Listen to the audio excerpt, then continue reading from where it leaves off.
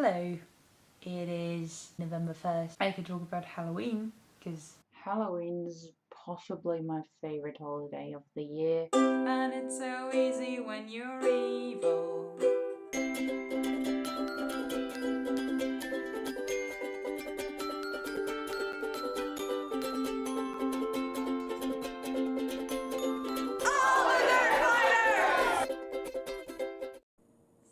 Let me read you a story for the occasion.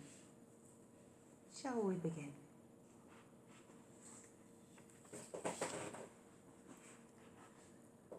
The Mask of the Red Death by Edgar Allan Poe.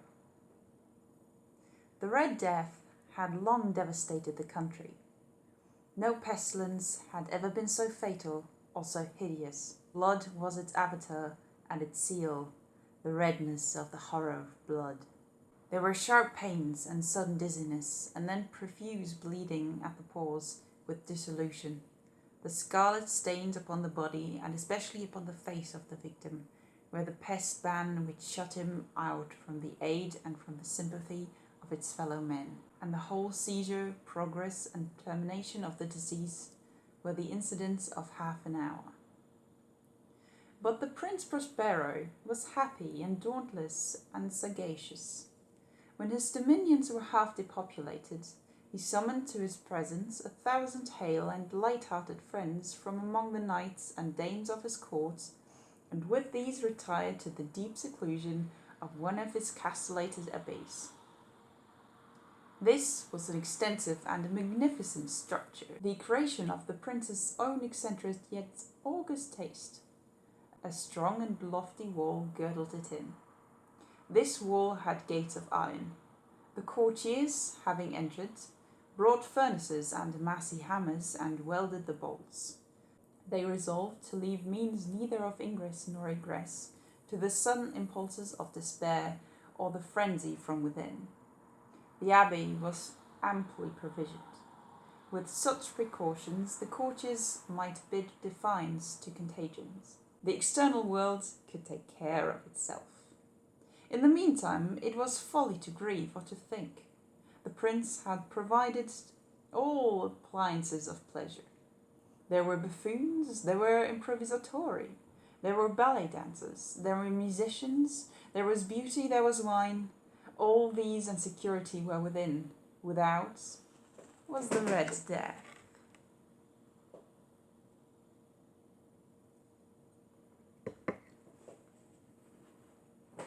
It was toward the close of the 5th or 6th month of his seclusion, and while the pestilence raged most furiously abroad, that the Prince Prospero entertained his 1,000 friends at a masked ball of the most unusual magnificence. It was a voluptuous scene, that masquerade, but first let me tell of the rooms in which it was held. There were 7. An imperial suite.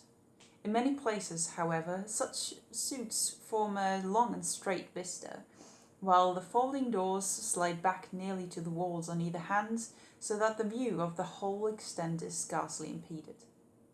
Here the case was very different, as might have been expected from the Duke's love of the bizarre. The apartments were so irregularly disposed that the vision embraced but little more than one at a time. There was a sharp turn at every 20 or 30 yards, and at each turn a novel effect. To the right and left, in the middle of each wall, a tall and narrow Gothic window looked out upon the closed corridor which pursued the windings of the suite.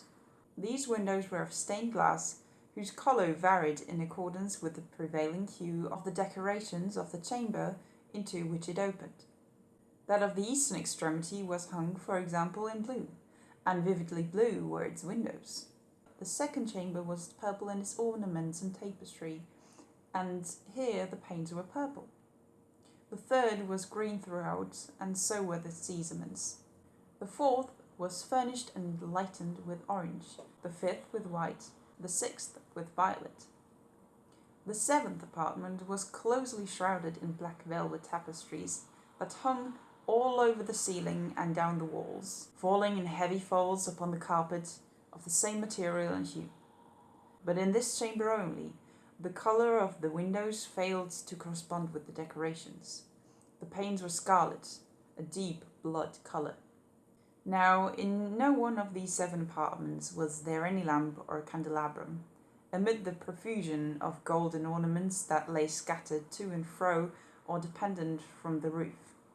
There was no light of any kind emanating from lamp or candle within the suite of chambers.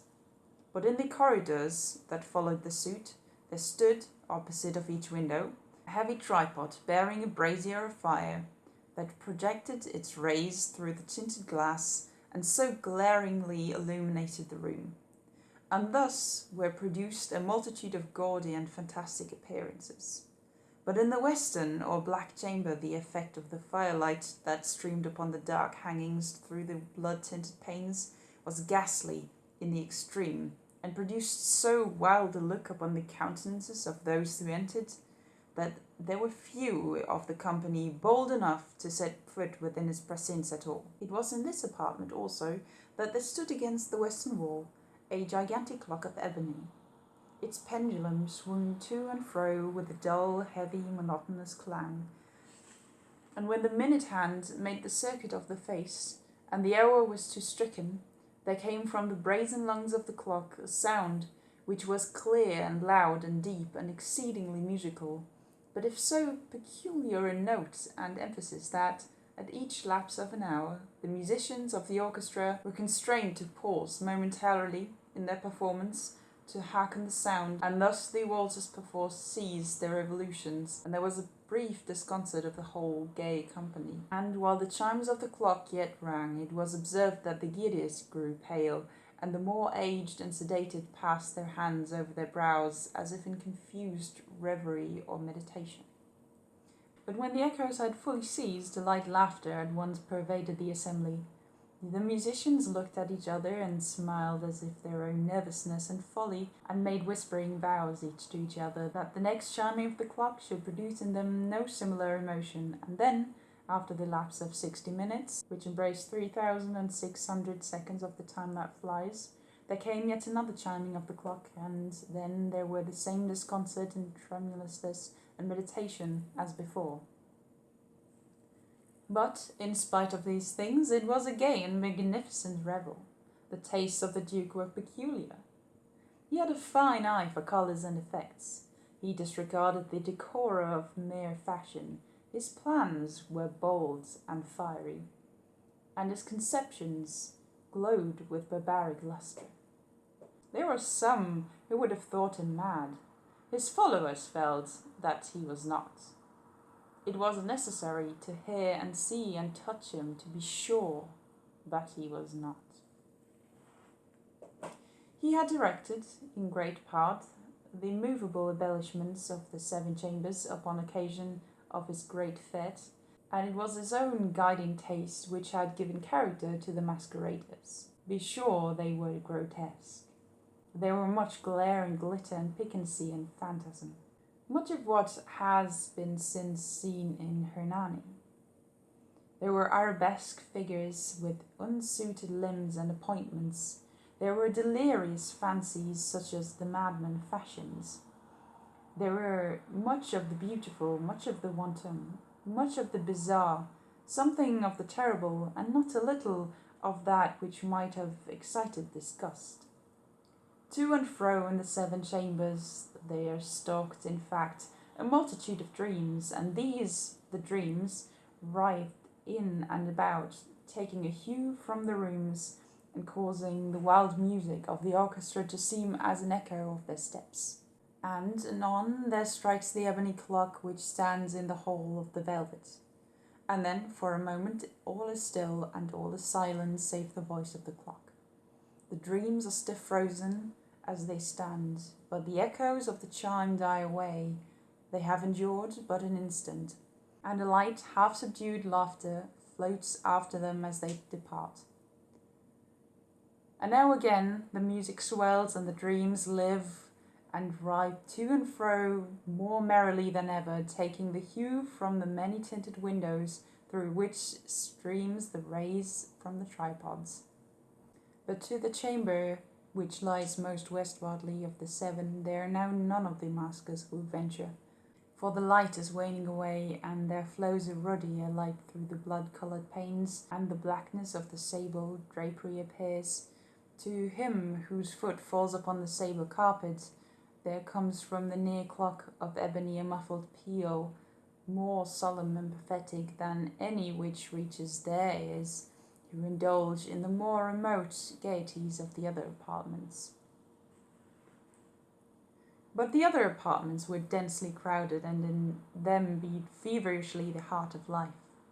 And the revel went whirling on, until at length there commenced the sounding of midnight upon the clock.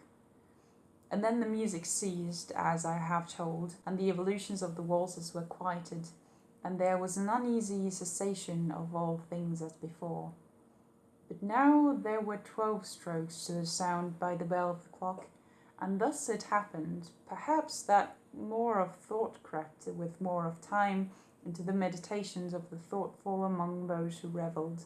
And thus too it happened, perhaps, that before the last echoes of the chime had utterly sunk into silence, there were many individuals in the crowd who had found leisure to become aware of the presence of a masked figure which had arrested the attention of no single individual before. And the rumour of this new presence having spread itself whisperingly round, there arose at length from the whole company a buzz or murmur expressive of disapprobation and surprise, then finally of terror, of horror, and of disgust.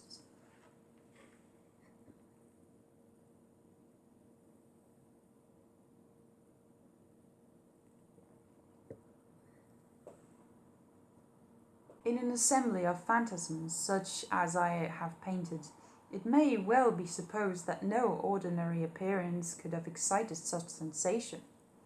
In truth, the masquerade license of the night was nearly unlimited, but the figure in question had out-Herod Herod, and gone beyond the bounds of even the prince's indefinite decorum.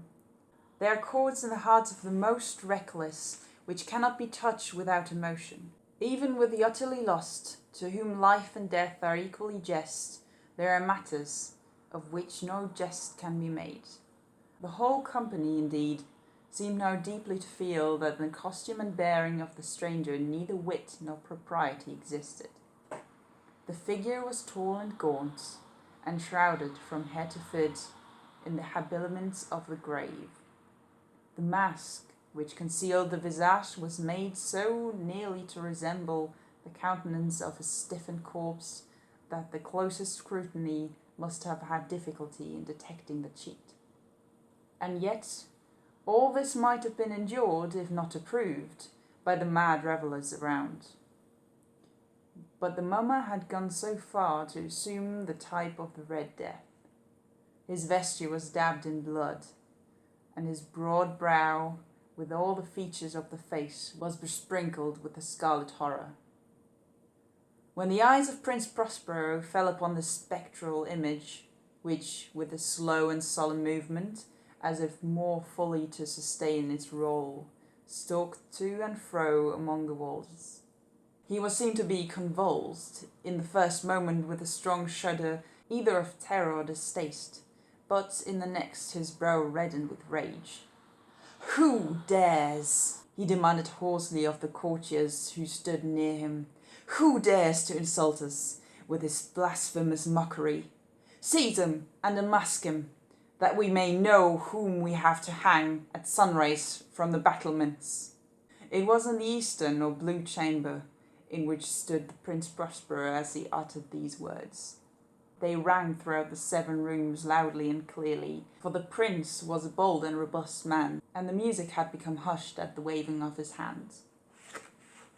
It was in the blue room where stood the prince, with a group of pale courtiers by its side. At first, as he spoke, there was a slight rushing movement of this group in the direction of the intruder, who, at the moment, was also near at hand, and now, with deliberate and stately step, made closer approach to the speaker.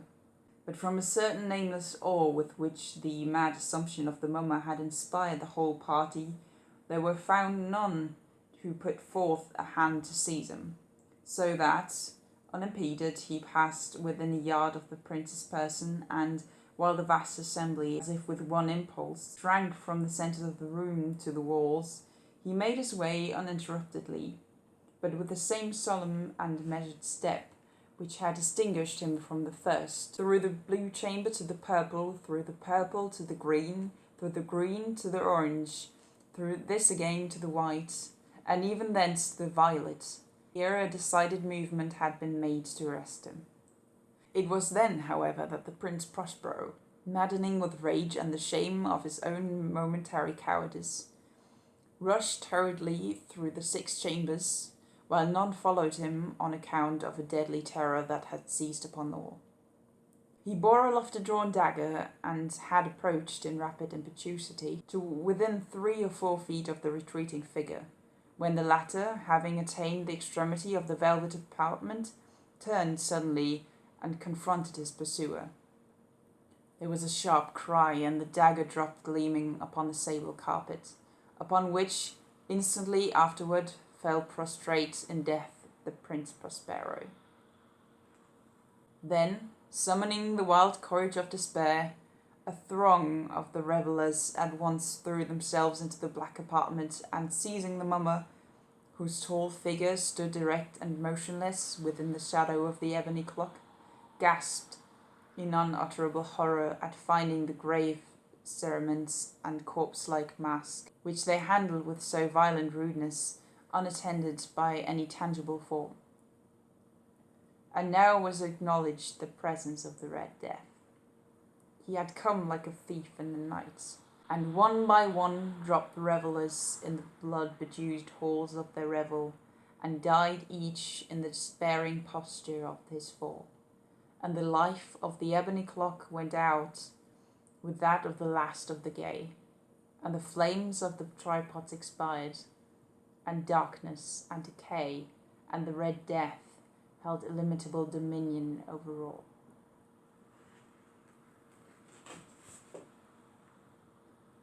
Happy Halloween, everybody.